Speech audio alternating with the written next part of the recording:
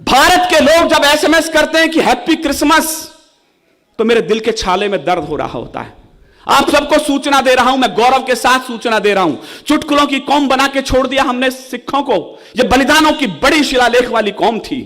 मैंने सुना नहीं है 121 बेटों को ऑथेंटिक फांसी हुई आजादी के संग्राम में। आपकी तालियां इस बलिदान को शायद बड़ा करें। 93 बेटे सिख मां की कोख ने दिए थे। यह बलिदानों की बड़ी परंपरा थी।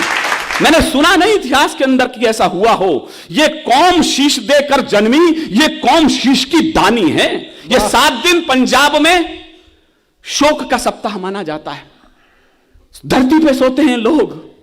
गुरु के 4 बेटे बलिदान हो गए। 2 बेटे सरहिंद की दीवार में जिंदा चिनवा दिए गए। जो बेटे चमकौर के दुर्ग में लड़ते लड़ते बलिदान हो गए। जब छोटे बेटे की गर्दन तक ईंट आ गई तो बड़े बेटे की आंखों में आंसू आ गए। बड़ा भाई रोने लग गया। छोटे ने कहा, बड़े भैया बलिदान के वक्त आया तो आंखों में आंसू आ गए, कायर हो, रोते क्यों हो?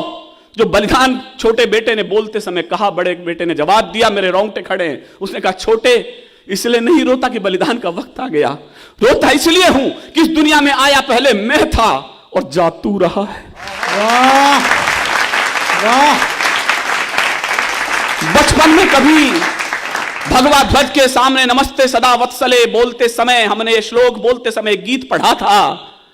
जोरावर जोर से बोला, फतेह सिंह शोर से बोला। कहीं बैठे तो दिया कर रहा बधिया कटेम के लोग, तो जरा मेरे इस लाइन पर अपना साथ दें। फरावर जोर से बोला, फतेह सिंह शोर से बोला, रखो ईंटें भरो गारे, चुनो दीवार हत्यारे, निकलती सांस बोलेगी यही दीवार बोलेगी, हमारे देश की जय हो, हमारे धर्म की जय हो, हमारे देश की जय हो, हमारे धर्म की जय हो। उधर चमकौर के युद्ध में अजीत सिंह जी, बाबा अजीत सिंह युद्ध में बलिदान हो चुके थे। 40 सिंह बचे थे गढ़ी के अंदर। छोटे बेटे को कलगी टांकी गुरु गोविंद सिंह जी ने। सिख परंपरा में यह तरीका है कि मां कलगी टांगती है, लेकिन मां उस दिन वहां थी नहीं। तो गुरु गोविंद सिंह जी पिता और मां के दोनों धर्म निभाए और उसे कलगी टांग के भेजा। छोटा बेटा थोड़ी देर बाद वापस लौटा।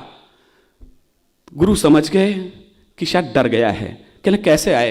कहले पिताश्री प्यास लगी है, पानी पिला दो। गुरु गोविंद सिंह ने आंखों में लाल डोरे उभरे और एक ही वाक्य बोला, शर्म नहीं आती युद्ध क्षेत्र में खड़े हो, शत्रु के लहू से प्यास क्यों नहीं बुझा लेते? क्या कहने, वाह।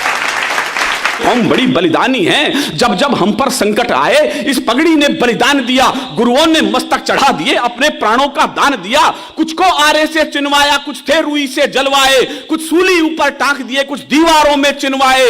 वो गर्म तवे पर चढ़े मगर, मुझे खामोशी खल जाएगी इस बार आपकी, वो गर्म तवे पर चढ़े मगर निज सत्य पंथ से डिगे नहीं। पुरजा पुरजा कट गए मगर मुगलों के आगे झुके नहीं।